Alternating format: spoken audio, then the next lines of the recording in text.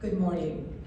Let me first say that we've heard the statistics, we've heard statuses, we've heard the threat against not just our vulnerable population, but to all humanity, to all of us. And I would say that this is not the first time we've been here in a crisis. And this is not the first time that the city and county experiences astronomical situations.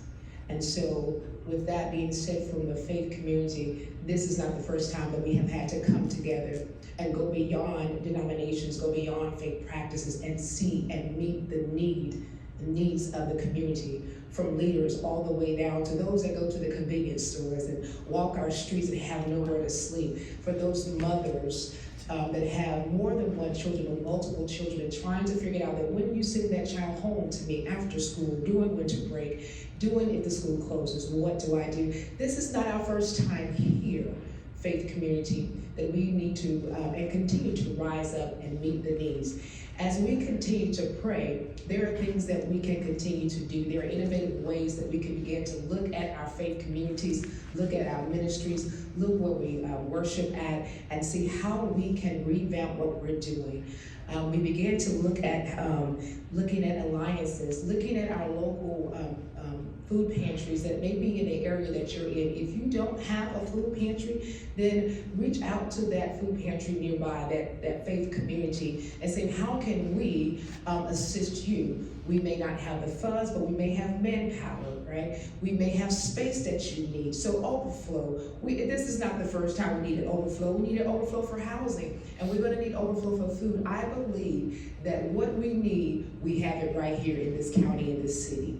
As faith communities, we began to look at ways to be sustainable beyond the threats, beyond what's going on, and so possibly creating pop-up food pantries, creating the smallest closet, and then asking your parishioners, asking those who come to worship at your places to say, we're going to have a food drive Sunday, every Sunday. It may be green beans one Sunday, it may be, canned meat, because we want to ensure that we are approaching and addressing all those needs.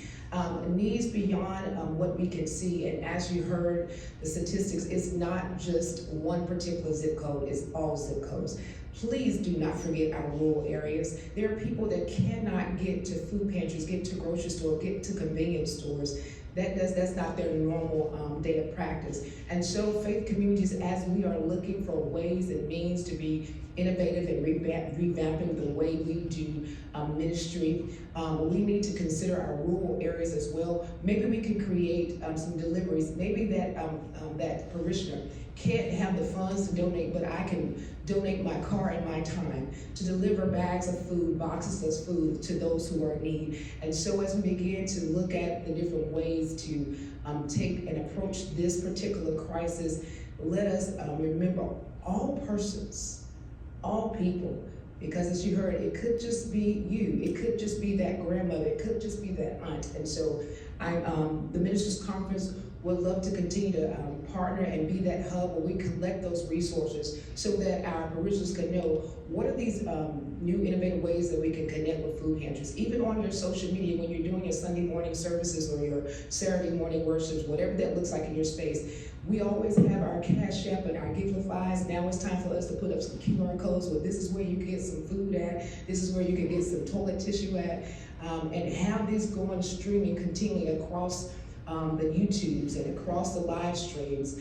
If you're still using the brick and mortar programs, then it's time for us to create QR codes and print out ways and list of food pantries nearby. Make calls. Become friends with those that you don't know. Make these calls so that we can have these warm hands out, that when I can't provide for one of my parishioners, for one of my members, I can call the church down the street and say, hey, we have a need. And that need is met with a friendly smile and warmth. So thank you all so much for being here. We look forward as the Ministers Conference to continue to connect with this team as we started about 2 weeks ago. And so we're here to be that listening ear, to be that voice, to make it comfortable, because let me tell you, the work that we do is not easy when you used to have money and now you're saying, I don't even have food to feed my children. And so as faith communities, let us create that safe space, that comfortable space, for someone who looks like me can go to you and say, I need help. Thank you, and God bless us all. Remember, this is not the first time, and I know that we can do it. Thank you.